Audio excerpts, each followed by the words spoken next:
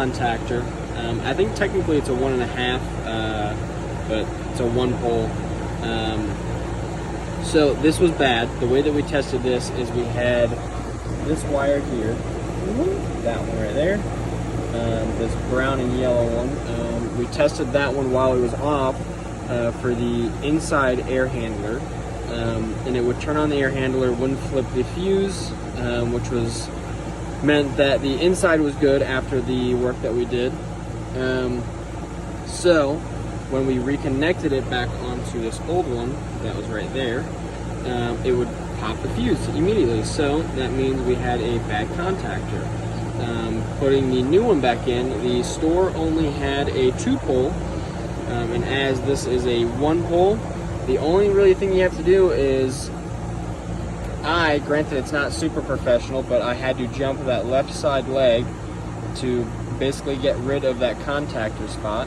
As you can see, I've got a spade connector on the top, and I just jumped it to there. Granted, what I'll probably do is I will move the hotline, that one down to this one, so that way it always has power.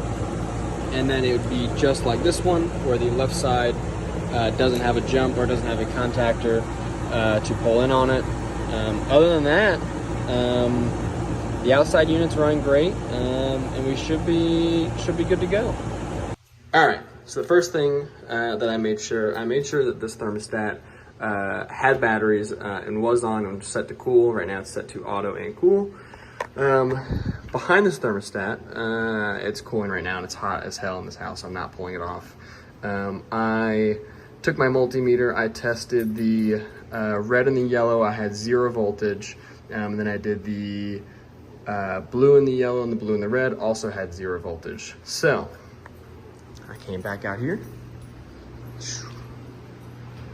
I came out to the handler, where we have our thermostat wire coming in and also our power.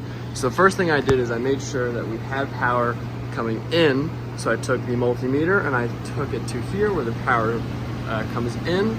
I had 240 coming in there, and I also had 240 coming out to these. Honestly, I'm gonna be honest with you, I have no idea what they are, but I know that I had power coming out of this little connector coming to these other connectors. Now, don't know if, I've got the old one right here. So, this was the old transformer.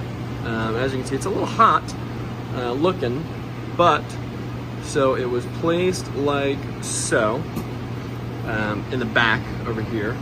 I tested the input, where I had I believe it was the common and then 240, whatever you want to call it, placed vice versa. I had 240 coming in. On the output of this transformer, which is right here, is supposed to be 24.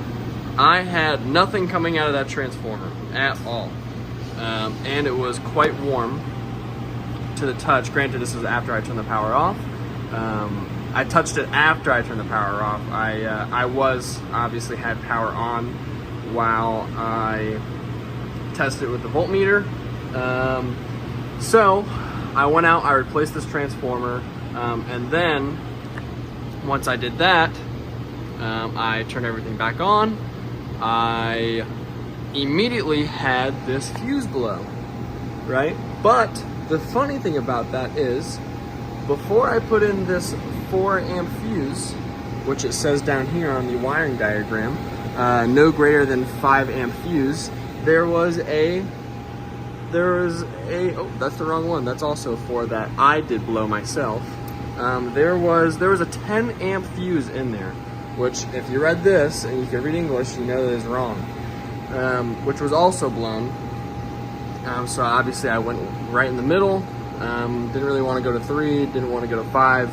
I could have, but they had a 4. So I went with the 4, and that's when I started popping these fuses. So I've got 2 up here as I was testing. So what I did is I came out and I checked this contactor, which is the original one. It was getting power in, and one of the legs were getting power out. Obviously, this one has the pull-in contactor, so once it gets power, it pulls it in, which it was not doing. It was not doing that. So I removed, you'll see in the other part, but I removed this yellow and I believe it was a yellow and black wire or yellow and brown. It removed it, which isolates the air handler and the outside unit.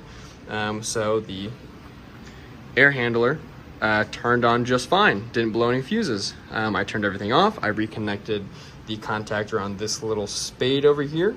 It instantly would blow the fuse inside the handler. So now we know that the contactor is bad, went out. And then you'll see here, I got another video that I just did beforehand. They had a 2-pole, and you can kind of see how I rigged it a little bit. Granted, some people don't like it, some people do, but guess what? My AC is cooling, and I didn't have to pay the pipe doctor, although I really wish I would have. If I would have just called the pipe doctor, for one, I wouldn't be sweating my ass off. 2, I would be not driving around picking up parts twice. I wouldn't be taking my own time out. If I just called the pipe doctor, this thing actually probably would be running today. But it's not, because I didn't call him. Also because there's really no pipe doctor nearby.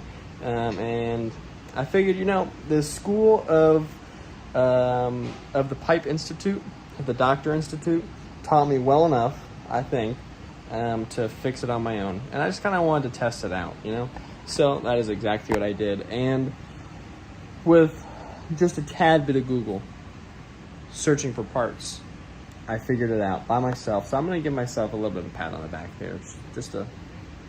But also, I guess the pipe doctor himself can pat himself on the back. And then a few of the other guys over there in the New York office can also give themselves a pat on the back, because if it wasn't for them, I probably would have just forked over a few more $100 and called another HVAC company around here for them to screw me.